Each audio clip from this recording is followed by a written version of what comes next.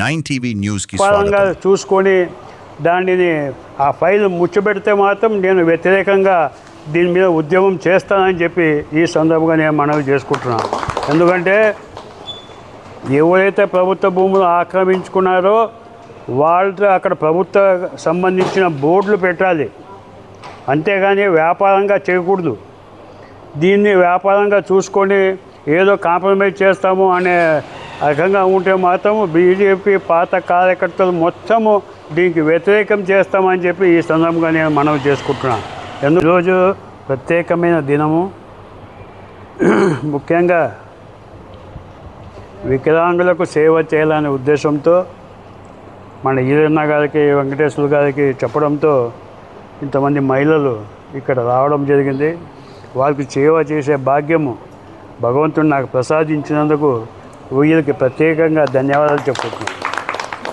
ఈరోజు ప్రత్యేకంగా మైనార్టీకి సంబంధించిన నాయకులు రషీక్ భాయ్, సత్తార్ భాయ్, దీపక్ రాఠోడ్కి జిల్లా బీజేపీ మైనార్టీ మోర్చా వాళ్ళని గుర్తించి వాళ్ళకి పదవులు ఇచ్చినందుకు జిల్లా వారికి, రాష్ట్ర నాయకులకు, అందరికీ ఇక్కడ ఉండే బీజేపీకి సంబంధించిన మైనార్టీ నాయకులకు ప్రత్యేకంగా ధన్యవాదాలు చెబుతున్నా. ముఖ్యంగా నేను చెప్పదలసింది ఒకటే, ఎందుకంటే పాత కార్యకర్తల్ని గుర్తించిన రోజే పార్టీ బతుకుతుంది తప్ప లేకుంటే బతికే ప్రసక్తి లేదు. ఈరోజు చాలామంది పాత కార్యకర్తలు పార్టీకి దూరంగా ఉన్నారు, అభిమానంగా బతుకుతున్నారు. ఎక్కడ కూడా వాళ్ళు కాంప్రమైజ్ కాలేదు. మాకు పార్టీ ముఖ్యము, పదవులు కాదు ముఖ్యము అనే ఒక సిద్ధాంతంగా వాళ్ళు ముందుకు పోతున్నారు. నేను కూడా ఒకటే చెప్తున్నా, ప్రస్తుతం ఉండే ఎమ్మెల్యే గారికి ఆయన ఏదో కొండాపురము, మండిగిరి పోయి కొన్ని జాగాలు చూసుకొని అది ఏదో చెప్తున్నారు. నేను ముఖ్యంగా మీరు చేసిన మంచి పని అది, నేను దాన్ని సమర్థిస్తున్నా. అయితే దాన్ని వ్యాపారంగా చూసుకొని దానిని ఆ ఫైల్ ముచ్చబెడితే మాత్రం నేను వ్యతిరేకంగా దీని మీద ఉద్యమం చేస్తానని చెప్పి ఈ సందర్భంగా నేను మనవి చేసుకుంటున్నాను. ఎందుకంటే ఎవరైతే ప్రభుత్వ భూములు ఆక్రమించుకున్నారో వాళ్ళతో అక్కడ ప్రభుత్వ సంబంధించిన బోర్డులు పెట్టాలి, అంతేగాని వ్యాపారంగా చేయకూడదు. దీన్ని వ్యాపారంగా చూసుకొని ఏదో కాంప్రమైజ్ చేస్తాము అనే రకంగా ఉంటే మాత్రం బీజేపీ పాత కార్యకర్తలు మొత్తము దీనికి వ్యతిరేకం చేస్తామని చెప్పి ఈ సందర్భంగా నేను మనవి చేసుకుంటున్నాను. ఎందుకంటే చాలా కాలం నుంచి ఆయన చేస్తూనే ఉన్నాడు పనులు, ప్రజలు గమనిస్తూనే ఉన్నారు. కనుక రాబోయే రోజుల్లో మంచి పనులు చేయండి.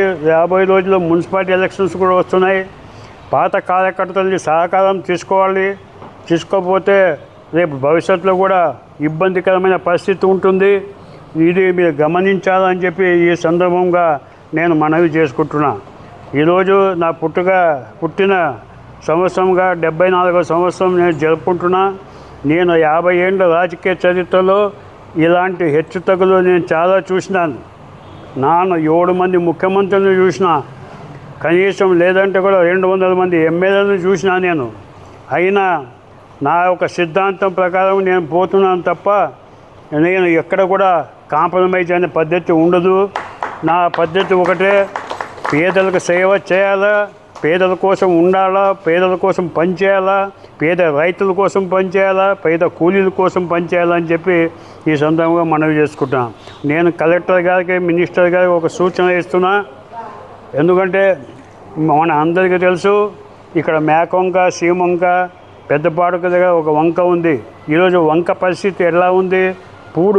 పూడు నింపుకొని అసలు నీళ్ళు కూడా నిలబడలేని పరిస్థితి ఉంది. మళ్ళీ చంద్రబాబు గారు చెప్తున్నారు, ప్రతి నీళ్ళని మనం భూమిలో ఇంకు చేయాలన్నప్పుడు ఇలాంటి ఏవైతే ఉన్నావో ఇలాంటి వంకలు ఈ రాయలసీమలో దానిని క్లీన్ చేయాలా.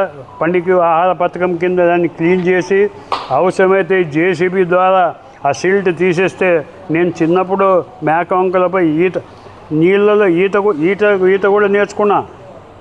మరి ఈరోజు ఈత చేస్తామంటే అంత బుడద ఉంటుంది. కనుక అది చేస్తే అది క్లీన్ చేసి ఎక్కడైతే బ్రిడ్జ్ ఉంటుందో అక్కడ చెక్ డ్యాములు కట్టి నీళ్లు నిల్వ చేసుకుంటే పక్క భూములకు బోర్లకు నీళ్లు వస్తుంది. అలాగే రాబోయే పశువులకు నీళ్లు సౌకర్యం ఉంటుంది. అలాగే ఎప్పుడైతే నీళ్లు పారినప్పుడు ఇసుక దిబ్బలు వస్తాయి. నేను ఇంత మునుపు మేకొంకల ఇసుక దిబ్బలు చూసినా, మరి ఈరోజు ఇసుక దిబ్బలే కనపడడం లేదు. అలాగే పెద్దపాడు పక్క ఏదైతే వంక ఉందో ఇలాంటి వంకలు దాదాపు 100 ఉంటాయి, 100 పైన ఉంటాయి. ప్రభుత్వం దీని మీద ప్రత్యేక దృష్టి తీసుకొని కలెక్టర్ గారు మీరు సపరేట్గా దీన్ని దృష్టి తీసుకొని ఈ వంకలన్నీ క్లీన్ చేసి చెక్ డ్యాములు కడితే ప్రతి నీళ్లు మనము నిలుపుకుంటే ఎండాకాలంలో పశువులకు నీళ్ళు తాగే సౌకర్యం ఉంటుంది. మేము మిగతా వేరే రకంగా ఉపయోగించుకోవడానికి కూడా నీళ్ళు వస్తాయి. అలాగే ఇసుక దిబ్బలు ఎప్పుడైతే వస్తావో బిల్డింగ్ కట్టుకోవడానికి కూడా మనకి ఆ ఇసుక పనికి వస్తుంది. మన చంద్రబాబు పాలసీ ఉంది ఫ్రీ ఇసుక అన్నప్పుడు ఇది క్లీన్ చేస్తే ఫ్రీ ఇసుక వస్తుంది. కావాల్సిన వాళ్ళు బండిల మీద ఇసుక తీసుకుపోయి ఇళ్ళు కట్టుకోవడము ఏదో కట్టుకోవడము జరుగుతుంది. కనుక దీని మీద ప్రత్యేక శ్రద్ధ వహించుకొని కలెక్టర్ గారు ఈ కార్యక్రమం చేయాలి. అలాగే ఇన్ఛార్జ్ మినిస్టర్ ఎవరైతే ఉన్నారో వాళ్ళు కూడా దీని మీద దృష్టి పెట్టాలి. అలాగే ఈ యొక్క సమాచారం చంద్రబాబు దృష్టికి పోవాలి. అలాగే పవన్ కళ్యాణ్ దృష్టికి కూడా పోవాలి. పవన్ కళ్యాణ్ దృష్టికి పోతే ఆయన ప్రత్యేక శ్రద్ధ తీసుకొని ఈ కార్యక్రమం చేపట్టడానికి ముందుకు వస్తారు. ఎందుకంటే గిరిజన ప్రాంతంలో పోయి ఆయన పనిచేసినారు కనుక మేము గిరిజనుల కంటే అధ్వానంగా ఉన్నాం రాయలసీమ ప్రజలు. మా పరిస్థితులు మీరు అర్థం చేసుకోండి. మా పరిస్థితులు వలస తప్ప మాకు వేరే మార్గం లేదు.